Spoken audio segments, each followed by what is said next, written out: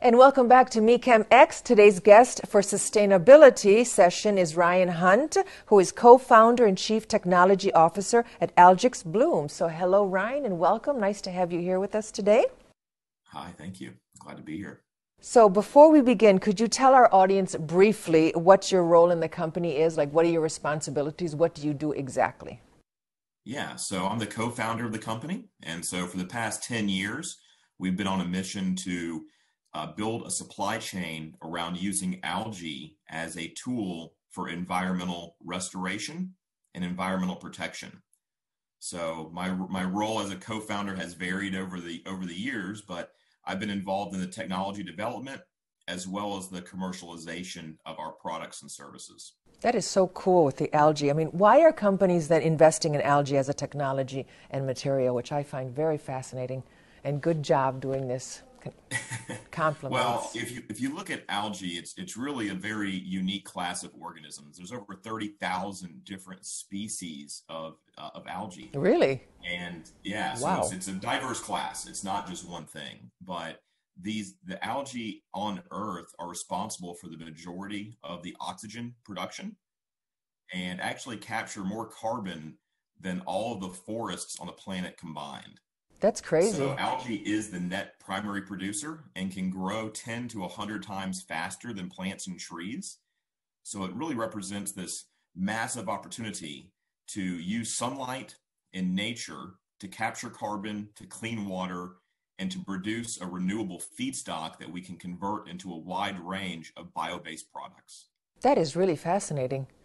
Let's just go live underwater. So why should brands and footwear companies look for algae-based materials as far as you're concerned? Yeah, so algae provides some specific benefits around how it can help us restore environmental issues on the planet. And with some of the new technologies and brands focusing on circularity and sustainability in their products, algae can be a way to incorporate quantifiable benefits to their products. So we see that algae can take pollution from factories, from communities, from industry, and turn that back into a replacement for petroleum-based materials that we currently use to make our consumer products. So we see that brands are looking to decrease their carbon footprint, and algae is the most efficient organism to do that. How long do you think it's going to take before the world as a whole starts to understand that that is the right way to go? Well, I think we've seen over the past few years a massive increase, an exponential increase. We've been preaching this for over a decade now, and the research in algae goes back, at least in the U.S., until the 1970s, when the federal government sponsored federal research for algae-based biofuels. That had a big boom in the mid-2000s, but with the collapse of the price of oil over the past, let's say, 5 to 7 years, biofuels have been really tough. So most of the companies that survived that bubble have been focusing on new markets, and these new markets are brands and companies and products that are much more consumer-centric. So our hope is by working with brands like Adidas and other forward-facing public consumer product brands, we can get the word out about how beneficial algae is as a new circular technology. Now, the algae you talk about, is this the algae that you would actually get from the Earth's or from the world's waters? Then the worry comes that people start to realize, okay, this is a really great thing. So then people start exploiting the waters of the world. I mean, you know what I mean? Like, how do you find a balance between the two? Because you know how human beings are. Human beings, they think, oh, this is great. Let's go get it, And then next thing you know, there's no more algae, and then other problems start to happen. Yeah, no, it's a great question. It's one that we definitely hear a lot. And I would say that fundamentally the algae grows so fast that, it's hard to just get rid of algae. It's impossible. It grows so fast, and it's ubiquitous around the planet. But what we find are there specific hotspots where algae blooms are occurring, and these blooms are feeding off of human pollution. So come on, nitrates, really? Wow. Yeah, imagine that, right? Wow. So we really have a two-pronged approach. On the one hand, we're working with companies that in government agencies that are harvesting algae out of lakes and ecosystems that are out of balance. So there the goal is to harvest the biomass, pull it out of the material, out of the environment, and restore balance back to that ecosystem.